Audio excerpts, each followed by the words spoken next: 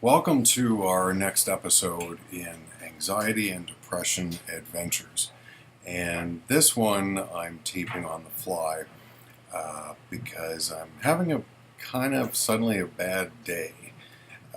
So this one is entitled What It Feels Like, specific to anxiety. Now, today has been an interesting one because I woke up and typical for me when I first wake up in the morning as I go from being asleep to instantly anxious. Just bang, it's right there. And as I mentioned before, oftentimes, not often, most of my waking moments, I have a very peaked level of anxiety going on. So anyway, today started off like any other day, and I'm in a job search right now, and I saw a posting this morning, and I got right in there and called a recruiter and wrote a cover letter and shot off my CV and all this kind of good stuff, and I was feeling pretty good. And I lay down and had a nap shortly after lunch, and then I went out and to walk my dog, Abby. And I got back about an hour ago, and I was watching a tutorial on how to create these sort of YouTube videos, and bit by bit, I could feel the butterflies in my stomach returning. I've already taken all my meds for the day, so I don't want to go any farther with that. My face feels flushed. I'm looking at myself here on the monitor, and I don't know if it looks flushed, but I just feel this red feeling. Same feeling I had when I was a kid in school, just before writing an exam or something like that. So it's not good. And when these sort of physical effects start happening, then they begin very, very rapidly. Sometimes it feels like it's like within seconds. It starts to move into both additional mental but additional physical symptoms as well. Mornings in particular, and I don't know why, but when I get up in the morning, I feel physically weak, but at the same time extremely tense.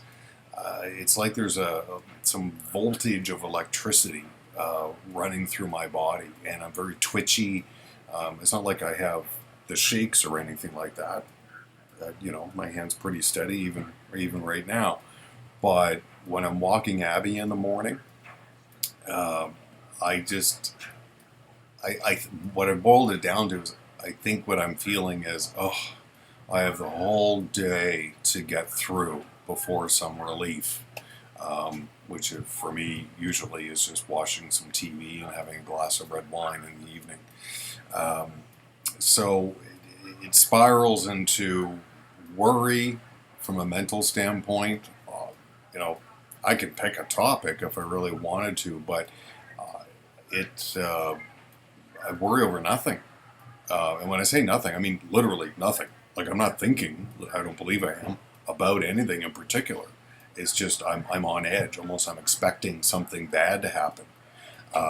So it starts going in that route.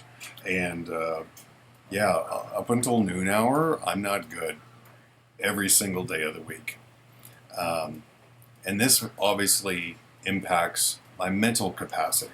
So things like being able to remember where I'm going, what I'm supposed to do when I get there, how many things to pick up at the drugstore or the grocery store or whatever. I don't even trust myself. I have to write everything down so I feel a bit more secure that I'm not gonna miss something. Mentioning the word secure, and I think this is at the root of my lifelong anxiety, is I feel very insecure, very low levels of self-esteem,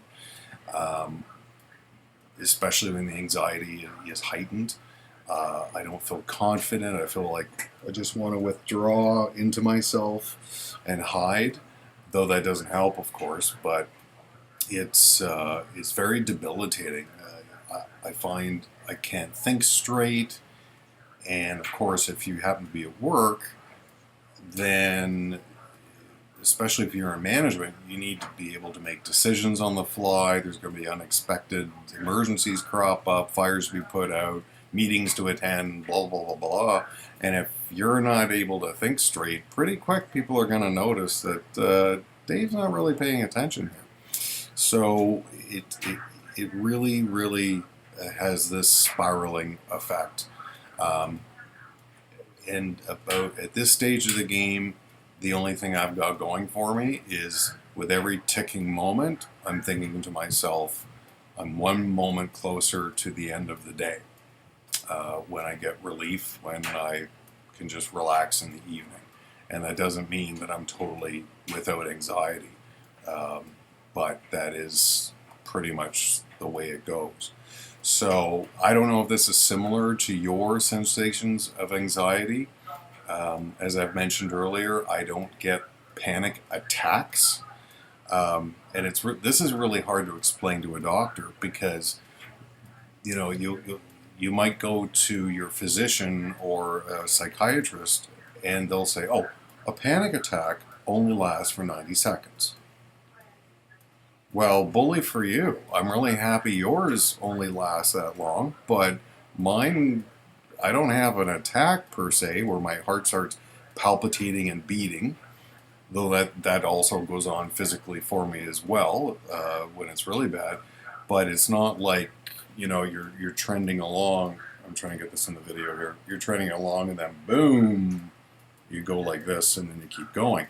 I don't get that. It's like, okay, if the average individual is here, then most of my day is up here and starts to fall down a little bit, but never really gets down to normal. So that's me anyway.